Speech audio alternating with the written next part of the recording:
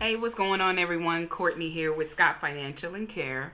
This is episode 2 of New Agent Tips. So let's get started. Okay, so this episode I want to cover purchasing leads, tapping into your warm market, running your own ads to generate leads. I also would like to cover creating your website a little bit and your social media profiles for your business. And just getting also a separate phone number and email address for your business.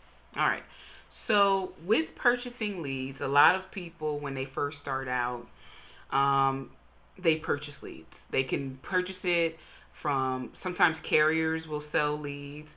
Sometimes there's obviously separate companies out there or other type of insurance agencies that will sell leads information. Now,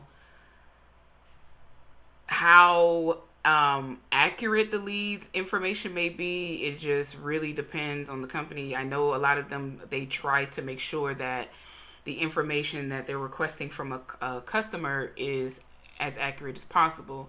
Now, just because you purchase leads or you run your own ads, let's say on Facebook and Instagram and Google or YouTube or something like that, it doesn't mean that it's going to convert into a sale. Okay, it doesn't guarantee anything. If you do decide to run your own ads like I do, I mean, you get a lot more bang for your buck, in my opinion, just because yes, you get a lead, but you're also getting a little bit of exposure for your business, right? You're getting people to notice the ad. They may click on it. They'll check your website out if you have the call to action button linked to your website, which you should. Or if you prefer to have your leads call you directly, you can set it up that way. I'm not going to go into step-by-step instructions on how to set up a Facebook ad account. There's enough articles out there and other probably YouTubers out there who have done that. Maybe in the future I might do something like that, but that's something that you should, take the initiative to learn on your own. But yeah, you can choose how you want the call to action button. What do you want it to do?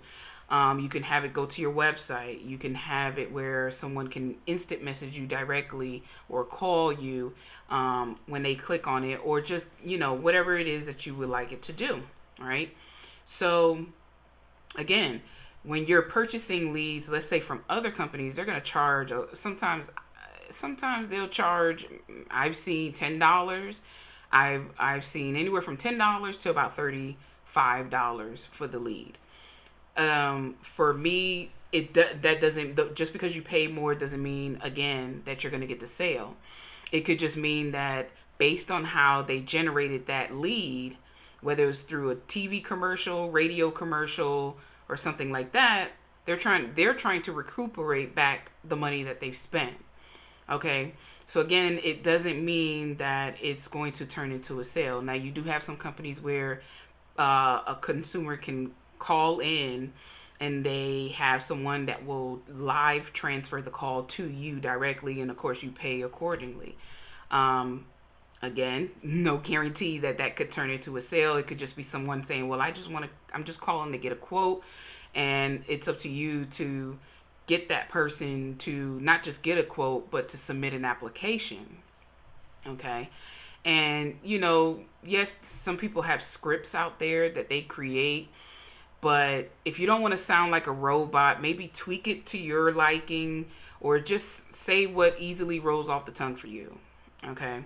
If you worked in customer service or call center type jobs in the past, then you kind of you kind of know what to do, especially if it was a sales type of position.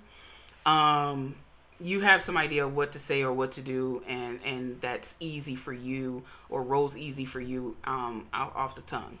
Okay. Tapping into your warm market is another way to generate your leads or your clients. So your warm market, of course, is like your family, your friends, maybe your coworkers if you're still working a job.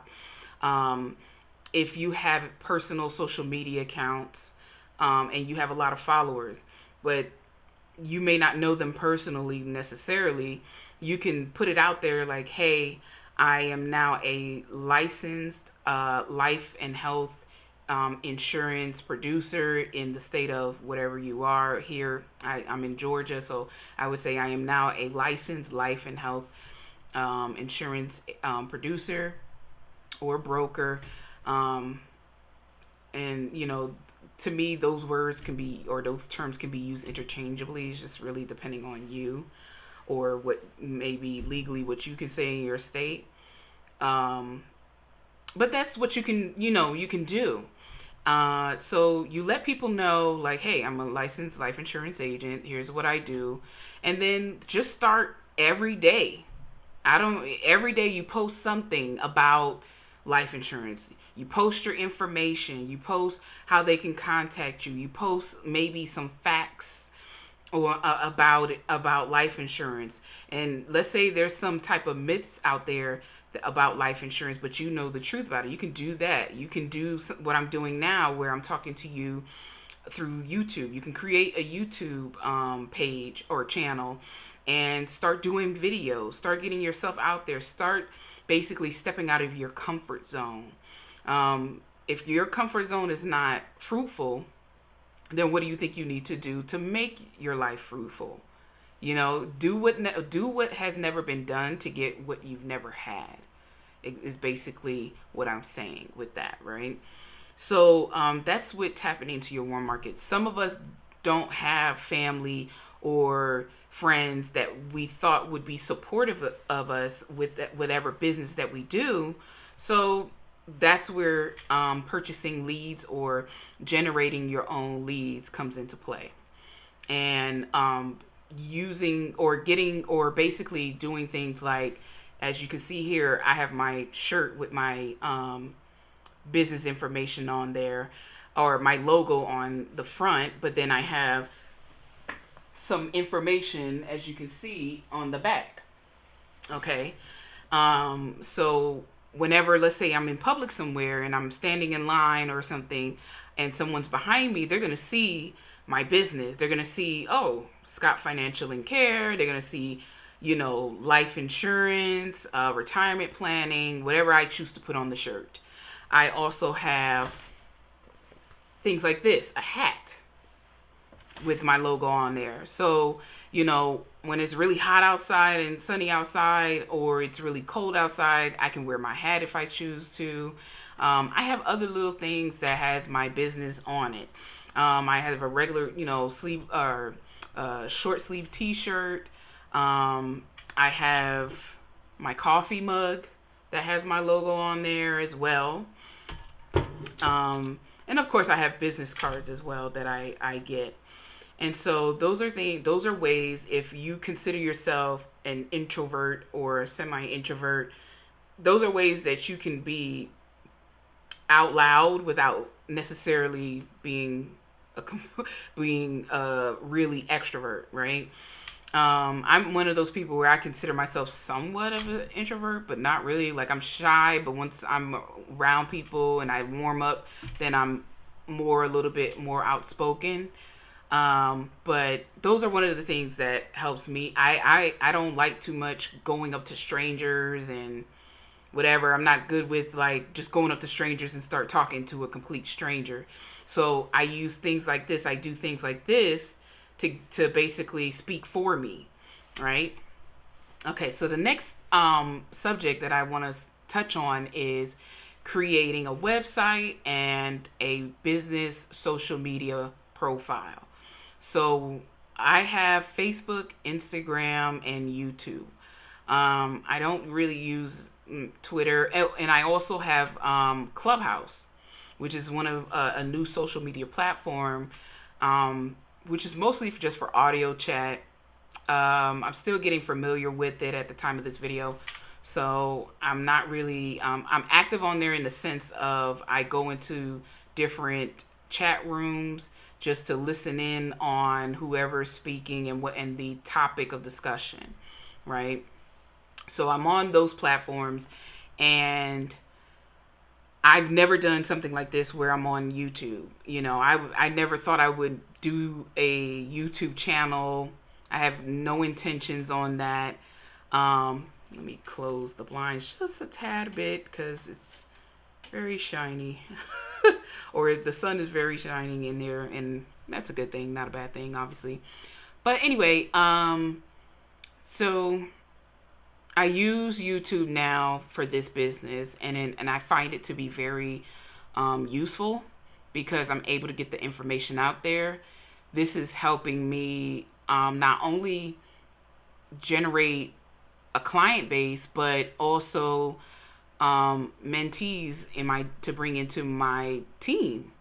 There are a lot of you where obviously if you're watching this, you either are already licensed or you're looking to become licensed, and maybe you want someone that is very like myself, who is very helpful, resourceful when it comes to information, and not necessarily baby you, because we're adults here, but can help point you in the right direction when it comes to this business. Okay, there are no guarantees, so I'm not going to guarantee anything. Really, everything is your success is depending on you. It's your business. You can run it how you want to run it at the end of the day. But that's basically what I am, using YouTube for. And I apologize if the camera starts shaking. So YouTube, and that's a choice of yours, but I definitely recommend obviously having a website.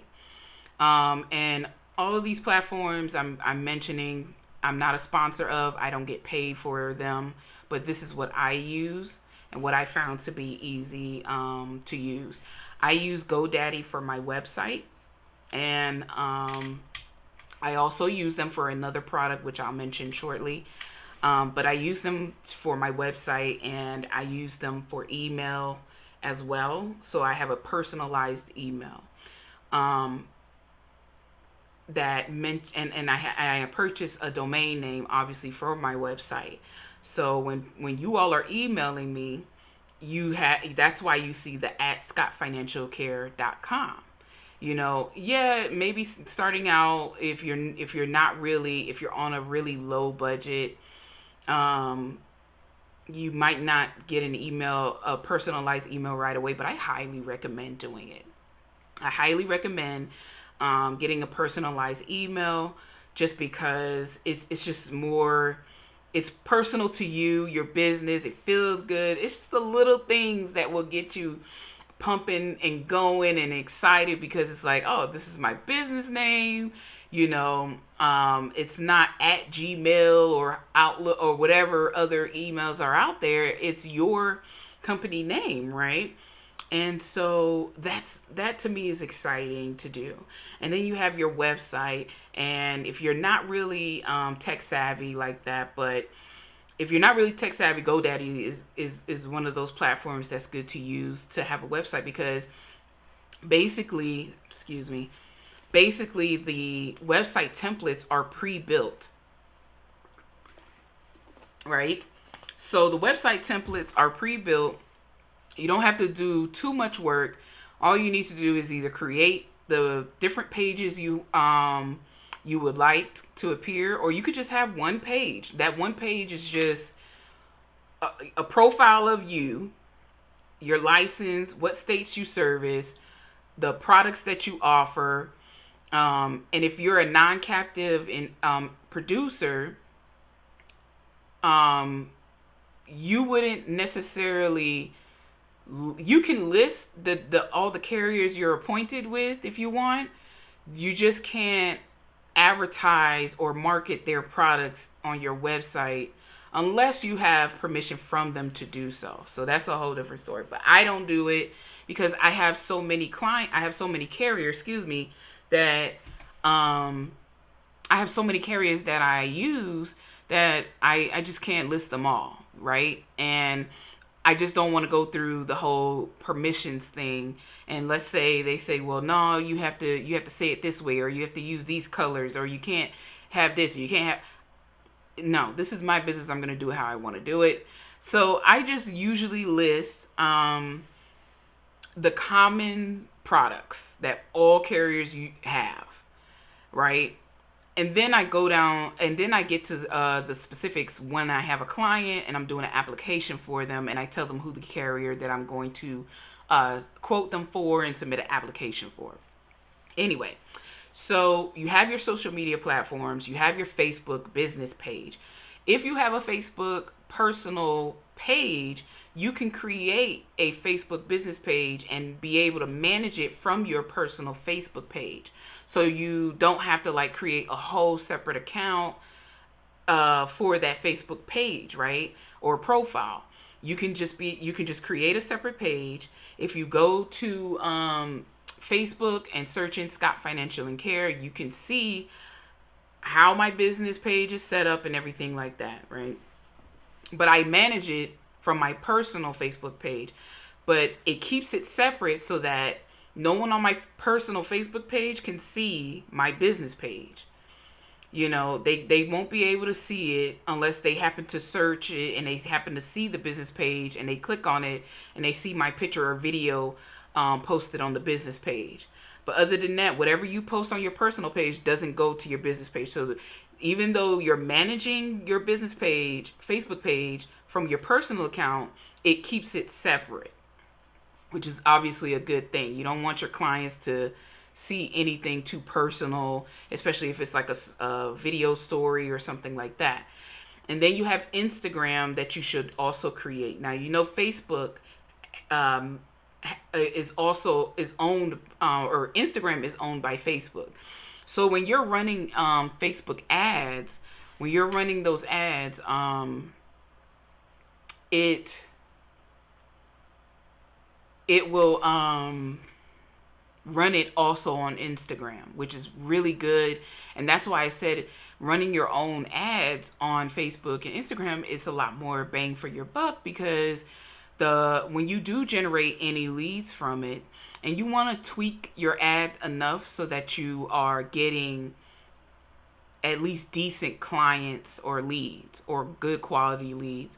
And I'll go in on the next episode maybe about the type of clients you'll run into or prospects that you'll run into so you don't stress yourself out, and maybe some ways that you can avoid those type of people providing their information. I mean, you won't get them all, but you'll lower the number of the type of people that submit their information and they're just really crappy, right?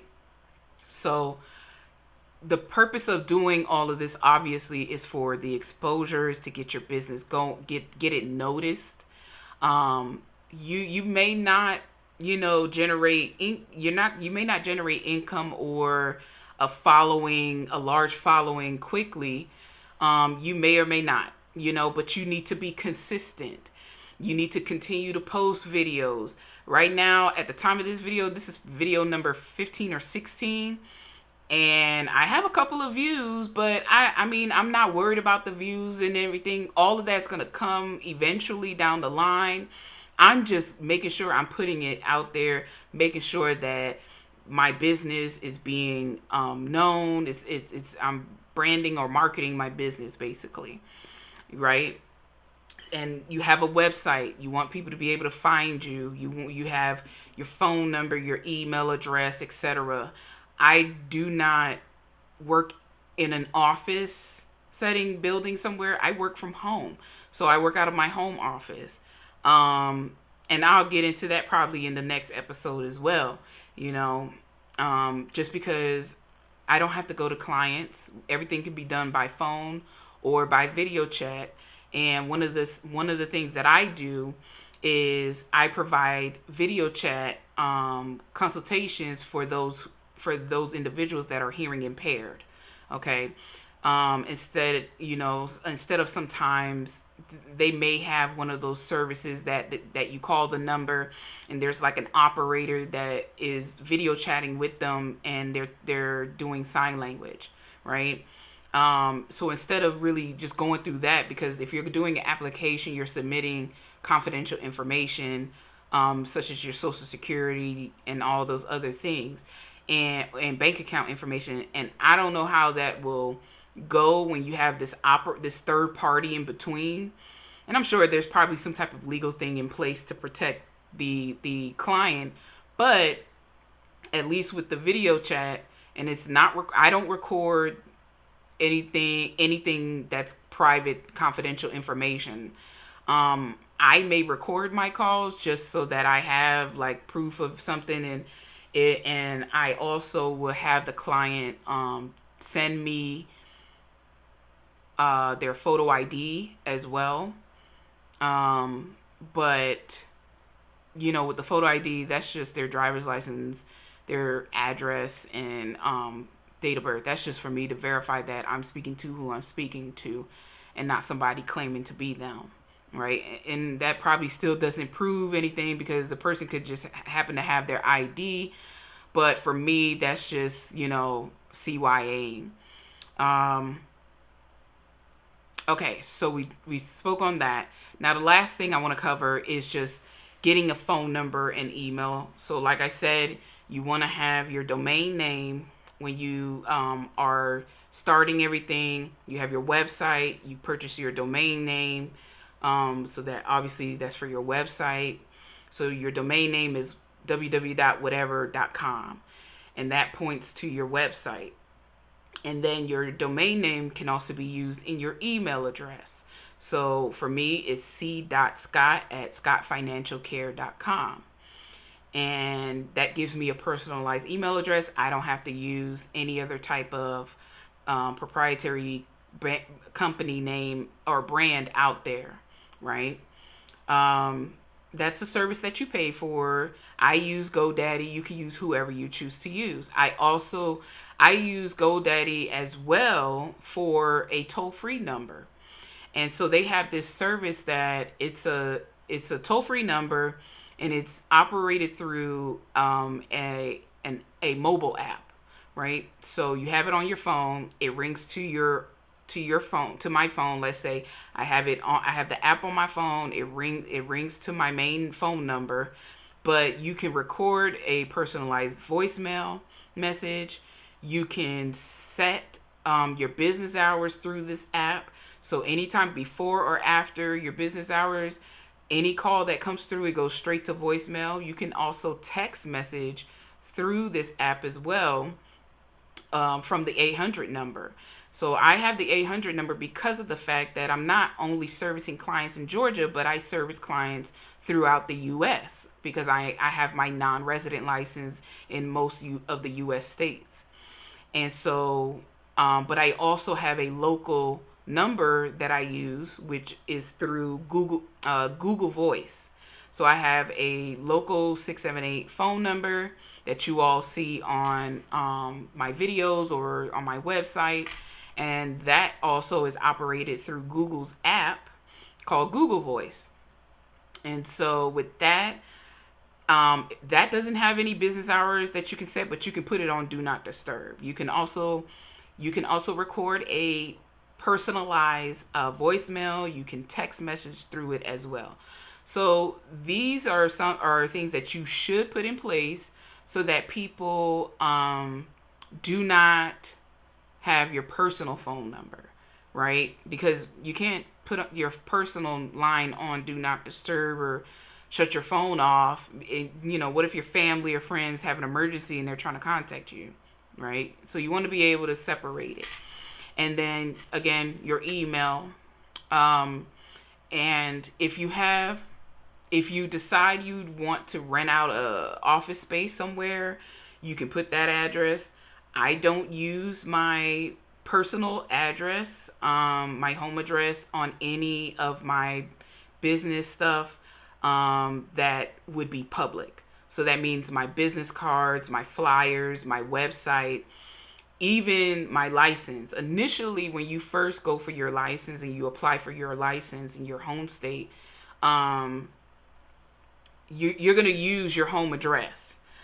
So once your license has been issued and sent to you, I would recommend in getting a mailbox.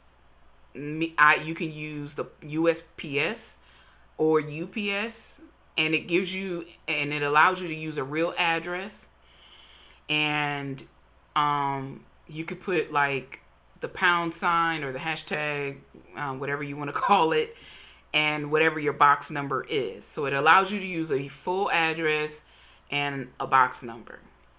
This way, no one has your personal home address. So once you get your license, I recommend changing your